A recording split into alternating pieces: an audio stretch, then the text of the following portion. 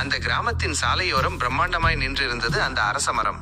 ஒரு பெரியவர் தினமும் அந்த மரத்திடம் மணிக்கணக்காக பேசிக் கொண்டிருப்பார். ஊரே அவரை பார்த்து கேலி செய்த போது ஒரு சிறுவன் மட்டும் அவரிடம் வந்து கேட்டான், தாத்தா, ஏன் மரத்திடம் பேசுகிறீர்கள்? தாத்தா சிரித்து கொண்டே சொன்னார், தம்பி, நான் சந்தோஷமாக பேசினால் இது இலைகளை அசைத்து கைதட்டும், நான் சோகமாக இருந்தால் கிளைகளை தாழ்த்தி எனக்கு நிழல் தரும். இது என் உயிர் நண்பன். காலங்கள் ஓடின. ஒரு நாள் அந்த சாலையை விரிவுபடுத்த அதிகாரிகள் அந்த மரத்தை வெட்ட வந்தார்கள். அந்த பெரியவர் ஓடிச் சென்று மரத்தை கட்டிக்கொண்டு, என் நண்பனை வெட்டவிட மாட்டேன் என்று அழுது போராடினார். தாத்தாவின் அன்பை கண்டு நெகிழ்ந்த ஊர் மக்களும் அதிகாரிகளை தடுத்து நிறுத்தினார்கள். அன்று அந்த மரம் காப்பாற்றப்பட்டது. ஆண்டுகள் கடந்தன. பெரியவர் இயற்கை எய்தினார்.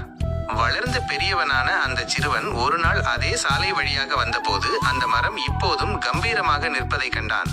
அந்த சாலை இப்போதும் அந்த மரத்தை சுற்றி வளைந்துதான் செல்கிறது. இளைஞன் அந்த மரத்தடியில்